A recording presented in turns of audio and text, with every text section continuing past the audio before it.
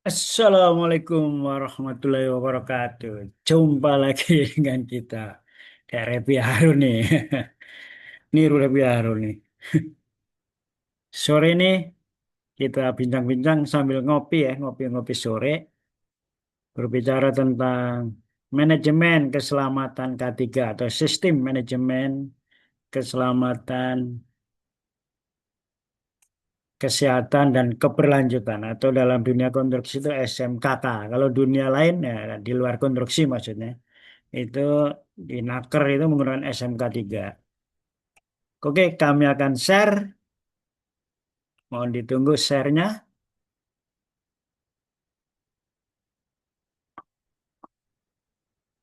Kita pilih yang ini. Nah, oke,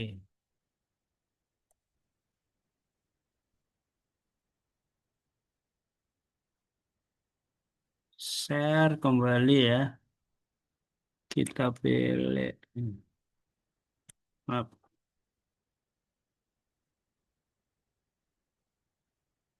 share kita pilih. Nah,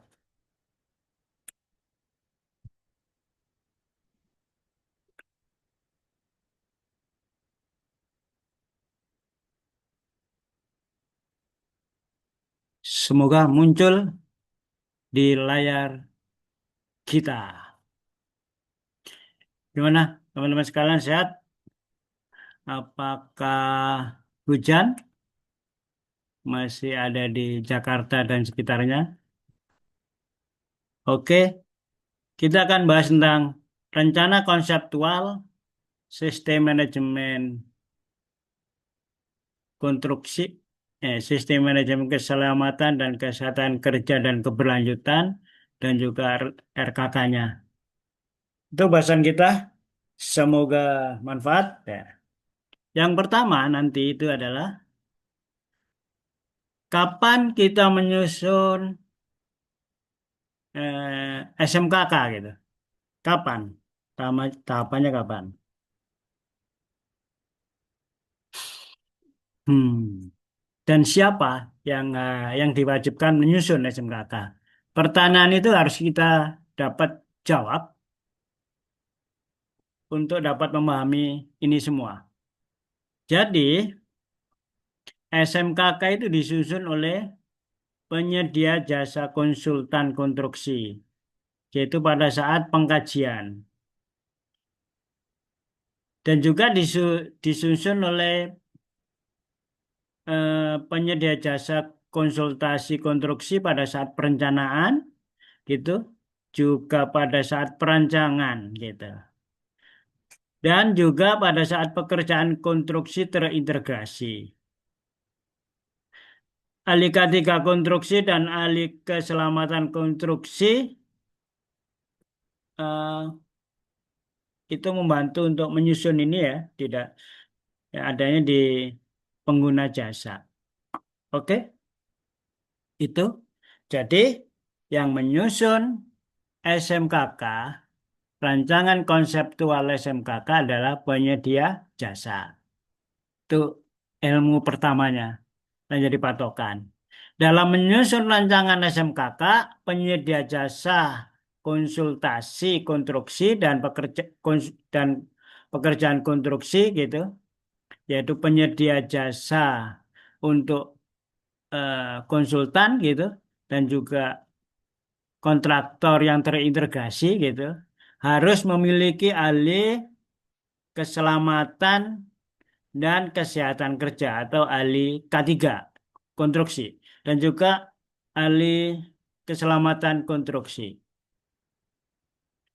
Untuk pekerjaan pengkajian maupun perancangan dan perencanaan, pengkajian, perencanaan, dan perancangan dengan pengadaan langsung untuk jasa konsultasi, tenaga ahli yang dilibatkan merangkap sebagai ahli keselamatan dan kesehatan kerja konstruksi dan ahli keselamatan konstruksi. Jadi dua ahli inilah yang dilibatkan dalam menyusun rancangan konseptual SMKK.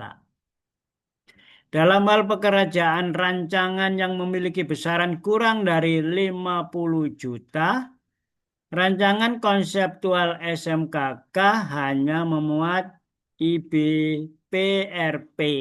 Apa itu IBPRP? Nanti kita akan bahas di berikutnya, di tengah-tengah daripada pembahasan ini. Oke, paham ya? Jadi rancangan konseptual SMKK dibuat oleh konsultan, nah, maupun kontraktor yang terintegrasi dengan konsultan tadi gitu. Artinya siapa yang membuat, yang dilibatkan adalah ahli keselamatan konstruksi dan ahli K3 konstruksi.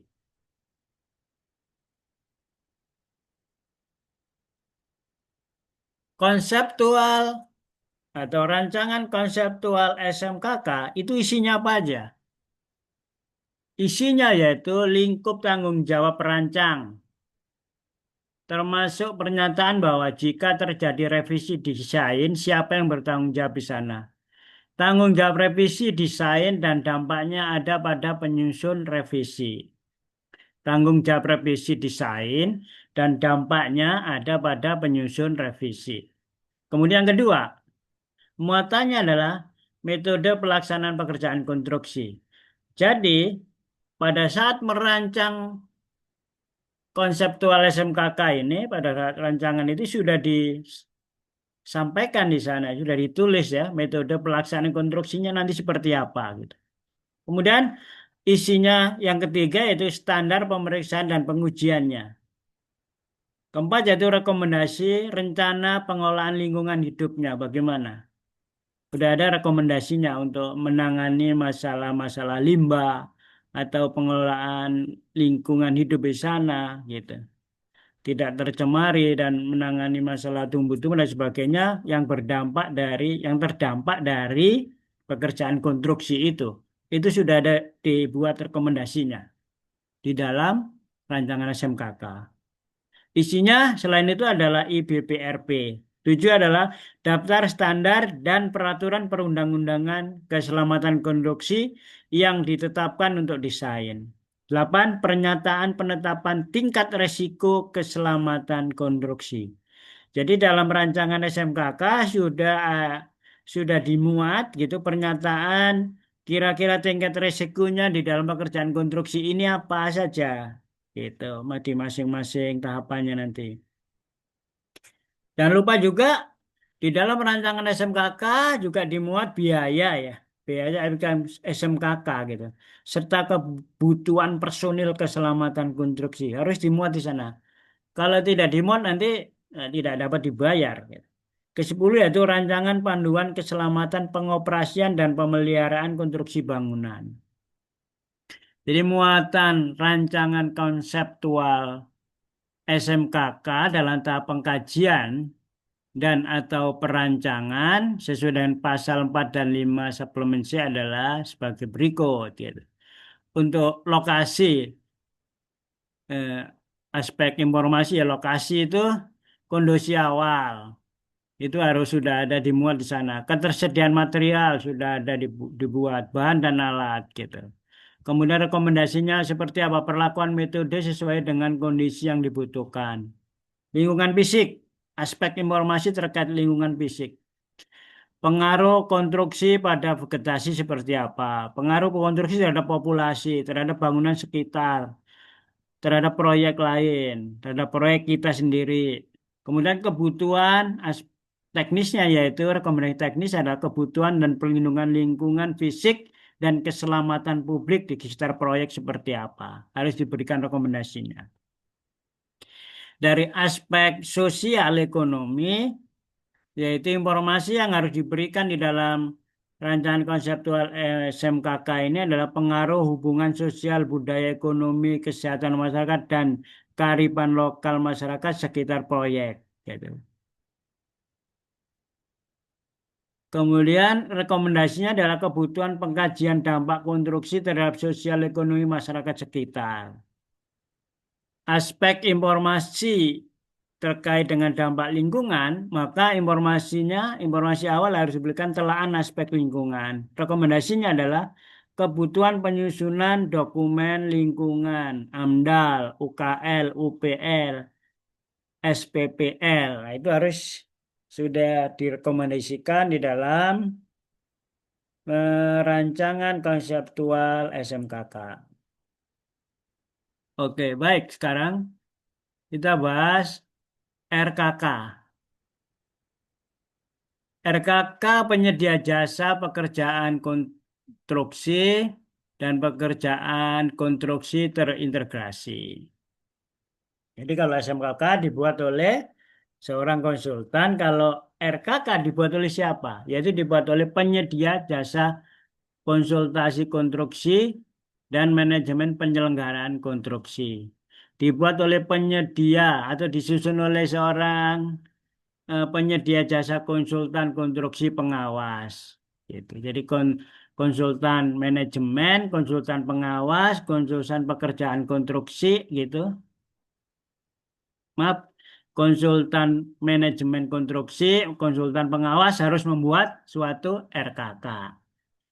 Begitu juga kontraktor dan pekerjaan konstruksi terintegrasi atau kontraktor konstruksi yang terintegrasi. Jadi RKK itu dibuat oleh konsultan manajemen konstruksi, dibuat oleh konsultan pengawas,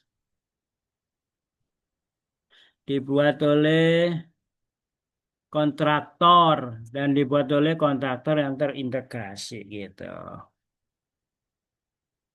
Dalam hal pekerjaan konsultansi pengawasan yang memiliki besaran kurang dari 100 juta, RKK pengawasan hanya memuat prosedur atau instruksi kerja pengawasan, formulir izin kerja yang telah ditandatangani, laporan penerbitan RKK pelaksanaan pekerjaan konstruksi.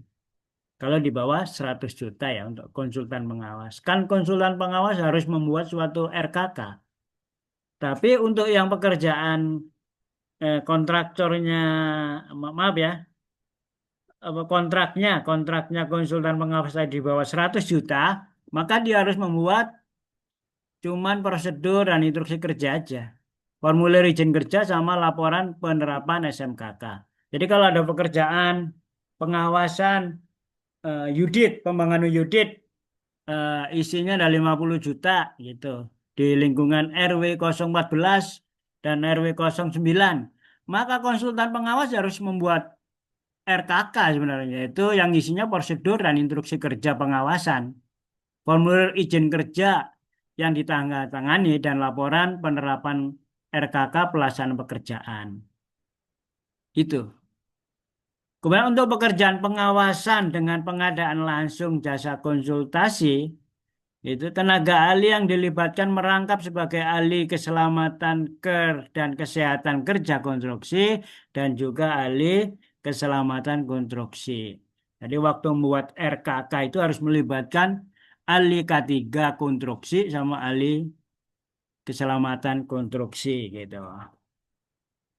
Dalam hal pelaksanaan pekerjaan konstruksi dengan resiko keselamatan konstruksi kecil melalui pengadaan langsung disusunlah RKK sederhana. Paling sedikit memuat kebijakan keselamatan konstruksi, pengadaan alat pelindung diri dan alat pelindung kerja, IBRP sederhana, rambu keselamatan sesuai dengan identifikasi bahaya dan jadwal inspeksi. Itu adalah sesuai dengan Peraturan Menteri PUPR Nomor 10 Tahun 2021. Kemudian RKK penyedia jasa ya. Untuk RKK penyedia jasa pekerjaan konstruksi dan pekerjaan konstruksi yang terintegrasi.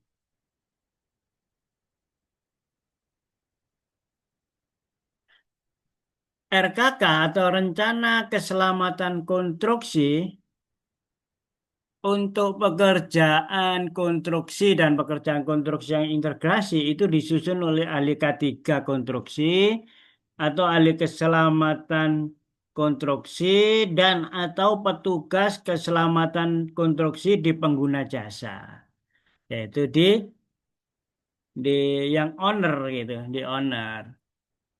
Oke.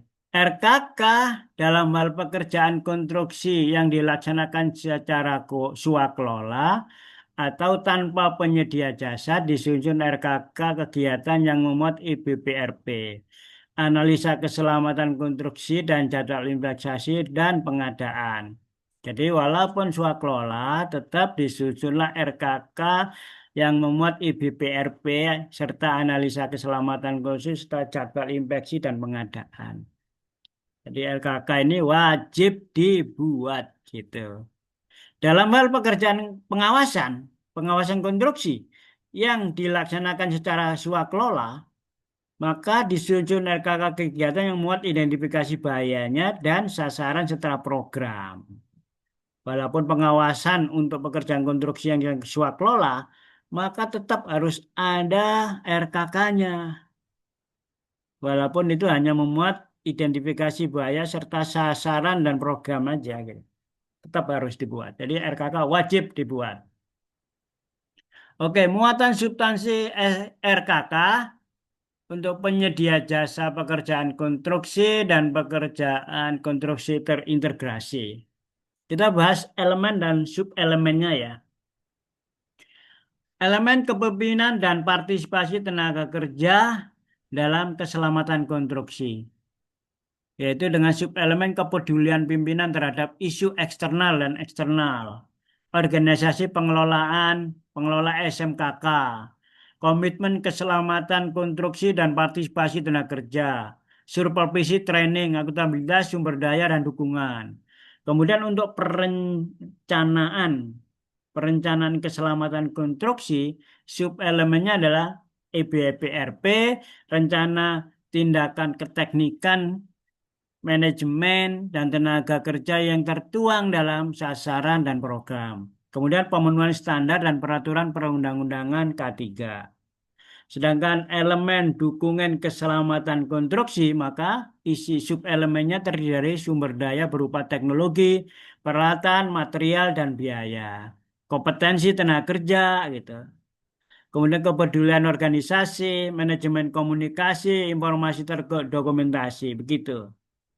Untuk operasi keselamatan konstruksi, maka subelemennya adalah perencanaan implementasi RKK, pengendalian operasi keselamatan konstruksi, kesiapan dan tanggapan terhadap kondisi darurat, dan investigasi kecelakaan konstruksi. Dengan elemen evaluasi kinerja penerapan SMKK, subelemennya adalah pemantauan atau inspeksi, audit, evaluasi, tinjauan manajemen, dan peningkatan kinerja keselamatan. Muatan substansi RKK, penyedia jasa pekerjaan pengawasan dan penyedia jasa penyelenggara konstruksi. Yaitu dengan elemen tadi udah kita bahas, nanti silakan baca saja secara detail ya. Sekarang gambar 421. RKK penyedia jasa pekerjaan konstruksi dan pekerjaan konstruksi terintegrasi. Kontraktor yaitu membuat rencana kerja pengelolaan dan pemantauan lingkungan RKPPL gitu, dan juga membuat rencana manajemen lalu lintas pekerjaan. Kontraktor harus membuat dua nih, RMLP dan RLP gitu. Yang isinya apa itu RKPPL? Isinya struktur organisasi, rona lingkungan awal sebelum dimulainya pekerjaan, rencana kerja pengelolaan dan pemantauan lingkungan, pelaporan pelaksanaan pengelolaan dan pemantauan lingkungan. Sedangkan RMLLP atau rencana manajemen lalu lintas pekerjaan itu adalah rencana manajemen lalu lintas pekerjaan yang paling sedikit memuat analisa arus lalu lintas atau metode pelaksanaan sesuai dengan kebutuhan dan pelaksanaan kegiatan manajemen lalu lintas. Kemudian pelaporan kegiatan. Jadi para kontraktor harus buat dua nih, RKPPL dan RMLLP. Ya, baik tentang pemantauan lingkungan sama tentang manajemen lalu lintas pekerjaan. Gitu. RKK penyedia jasa pekerjaan konstruksi dan pekerjaan konstruksi terintegrasi.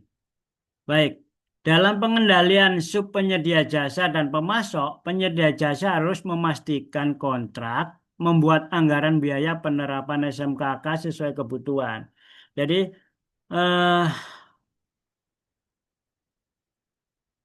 penyedia jasa harus memastikan kontrak itu sudah memuat anggaran penerapan SMKK gitu. Jadi, untuk mengendalikan sub penyedia jasa dan pemasok, penyedia jasa harus memastikan, penyedia jasa utama harus memastikan bahwa di sub penyedia jasa dan pemasok itu sudah memuat ini ya biaya penerapan SMKK gitu. Dalam hal pekerjaan konstruksi yang memiliki resiko keselamatan konstruksi kecil dan melalui metode pengadaan langsung, RMPK hanya memuat metode pekerjaan, rencana pemeriksaan dan pengujian, dan jumlah dan jenis pemasoknya. Dalam hal pekerjaan konstruksi melalui pengadaan langsung jasa konsultasi, program mutu hanya memuat metode dan pengendalian pekerjaan gitu. Jadi ada dua ya. Untuk yang pekerjaan konsultan, untuk pengadaan langsung ya, langsung itu memuat mutu dan metode serta pengendalian. Gitu. Oke, untuk pekerjaan konstruksi dengan risiko keselamatan konstruksi sedang dan besar, gitu, setiap penyedia jasa pekerjaan konstruksi wajib menyusun RKPPL dan menyusun RMPPL. Jadi yang tadi itu RKPPL dan RMPPL itu harus disusun oleh kontraktor, gitu, pada pekerjaan yang atau proyek-proyek yang memiliki resiko sedang dan besar.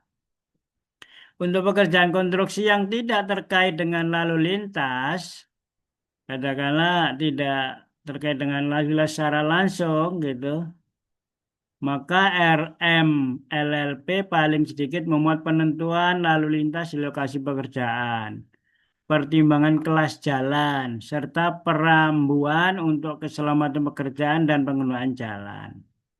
Jadi penyusunan RMLLP harus memperhatikan ketentuan mengenai kelebihan dimensi dan beban muatan atau odol itu.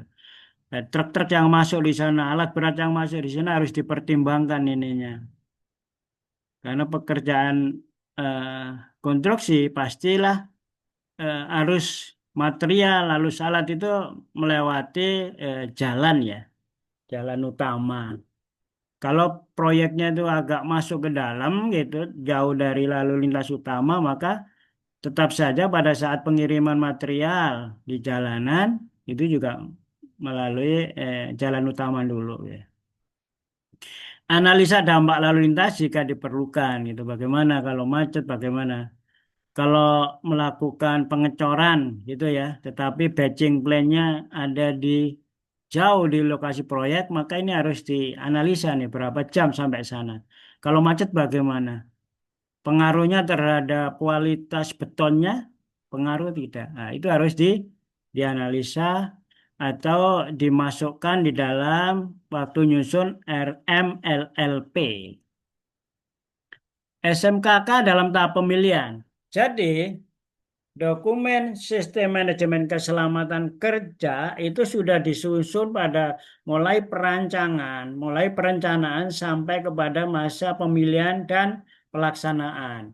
Nah, ketika masuk pemilihan, apa saja yang dibahas di sana?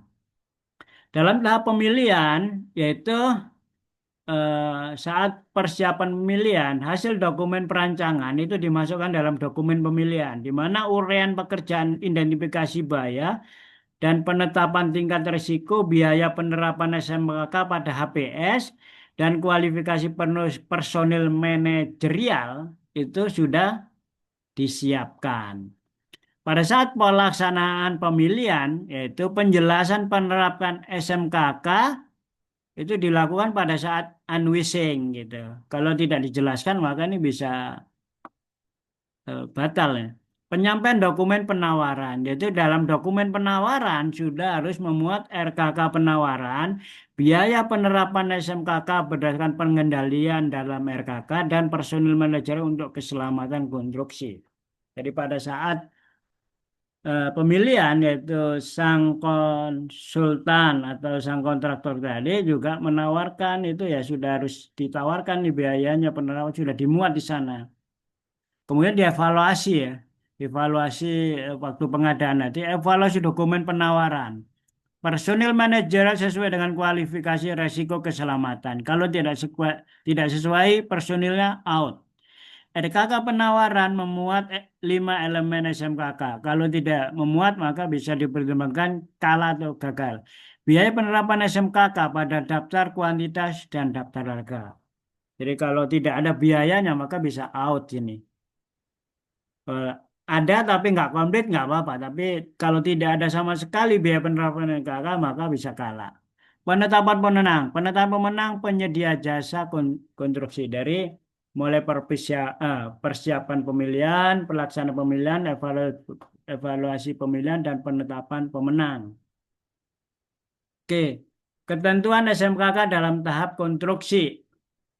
Pada tahap pelaksanaan konstruksi, yaitu pada saat persiapan pelaksanaan, pada saat rapat persiapan pelaksanaan pekerjaan konstruksi, maka dokumen SMKK sudah dibahas di sana, yaitu memuat RKK atau rancangan konseptual SMKK perancangan, RKK pelaksanaan, RKK manajemen MK, juga RKK pengawasan, rencana mutu pekerjaan RMPK, program mutu, RKPPL, RMLLP sudah dimasukkan dalam dokumen SMKK dan dibahas dalam rapat persiapan.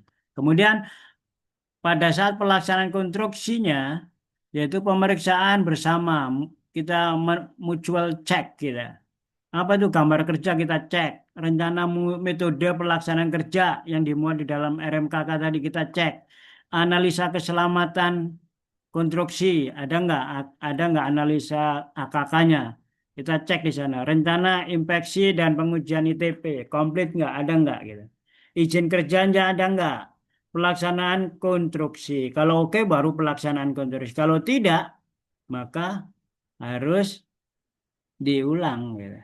Nah, ketika pelaksanaan konstruksi, maka di sana harus dilakukan pengawasan dan evaluasi. Pelaporan pelaksanaan kemajuan pekerjaan harian, mingguan, bulan, dan akhir juga harus ada laporannya komplit. Pengawasan dan evaluasi penerapan SMKK oleh pengguna jasa.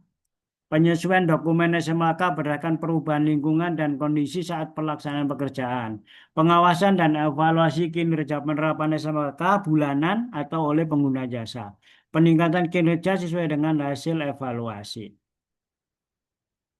Jenis laporan pekerjaan konstruksi, ada laporan pelaksanaan pekerjaan, ada laporan pengawasan, ada laporan pengendalian. Untuk laporan pelaksanaan pekerjaan disusun oleh penyedia jasa pekerjaan konstruksi, artinya disusun oleh kontraktor. Disampaikan kepada penanggung jawab kegiatan, terdiri dari laporan harian, laporan mingguan, dan laporan bulanan.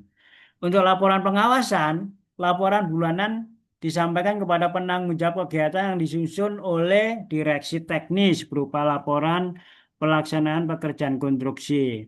Disusun oleh konsultan pengawas berupa laporan pelaksanaan pekerjaan konstruksi dan laporan pelaksanaan tugas pengawasan. Untuk laporan pengendalian disusun oleh pimpinan unit kerja pelaksana kegiatan atau penanggung jawab kegiatan kepada atasan langsungnya. Oke, ini adalah tahap penyelenggaraan pekerjaan konstruksi ya. Eh, Gambar 520 adalah contoh work method statement, yaitu nama paket proyeknya apa, diisi dengan judul pekerjaan dalam kontrak. Pekerjaannya apa, diisi dengan tahap pekerjaan utama. Revisi, divisi nomor revisi, tanggal. Deskripsi pekerjaan, diisi keterangan pekerjaan utama, misal luasan, panjang, lebar, jumlah, dan sebagainya. Lokasi, mungkin gitu kan, katakanlah ini pekerjaan perbaikan saluran drainase, revisi nomor berapa, tanggal berapa, deskripsi pekerjaannya, pekerjaan Yudi dengan luas sekian, di RW sekian, nomor sekian, RT sekian, sekian, jumlahnya sekian.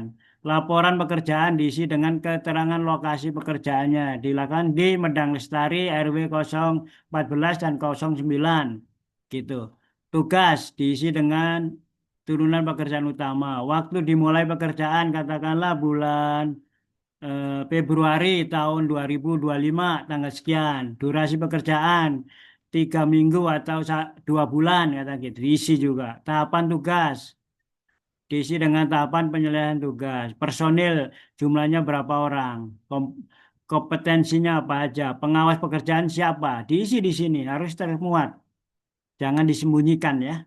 Fabrikasi peralatan. Katakanlah unitnya ini dari mana nih pabriknya apa? Dari beton siapa atau dari mana gitu kan? Gitu. Material atau materialnya apa? APK, maaf, APD, APK diisi. Identifikasi bahaya diisi dan sebagainya. Itu mungkin yang bisa sampaikan. eh, Tapi sebelum kita tutup, saya ingin menyampaikan organisasi proyek dulu ya, bisa untuk bisa dipahami untuk kita semua ya. Jadi dalam gambar ini 513 ini adalah fungsi-fungsi penjamin dan pengendalian penerapan SMKK pada struktur organisasi penyedia jasa pekerjaan konstruksi. Artinya pada kontraktor ya, kepala proyek, kemudian unit penjamin mutu, gitu. Unit keselamatan konstruksi itu ada di bawah sini nih. Ada unit penjamin mutu, unit keselamatan konstruksi, yang unit pengelolaan lingkungan dan lalu lintas gitu. Di bawah Pimpro itu ada langsung unit pengendali mutu. Tadi kan penjamin mutu di kiri ya, ini ada penjamin mutu lagi. Di bawahnya lagi adalah manajer pelaksana gitu. Sedangkan di sampingnya ada unit pengendalian biaya. Ini bagian office, bagian pembiayaan. Itu mungkin yang bisa saya sampaikan. Eh, Dari saya demikian, nanti akan kita lanjut untuk pertemuan berikutnya. Wassalamualaikum warahmatullahi wabarakatuh.